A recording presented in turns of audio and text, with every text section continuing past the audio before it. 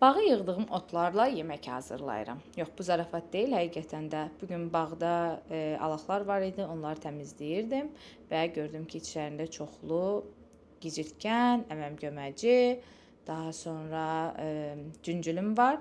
Bunların hamısını yığdım, qəşəngcə kükə hazırlamaq istədim.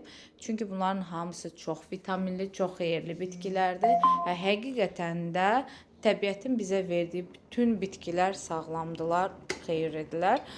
Mən kükü formasında hazırladım, amma siz istəyirsinizsə qovurma halında eləyib, daha sonra üzərinə yumurta vura bilərsiniz. Elə daha dadlı olurmuş. Mən niyəsə fikirləşdim ki, kükü kimi daha dadlı olar. Hazırlayan hər kəsə indidən nuş olsun. Son olaraq isə onu da deyim ki, nə vaxtsa əlinizi gicirtkən dalasa, onu əməm-göməci ilə ovuşdurun.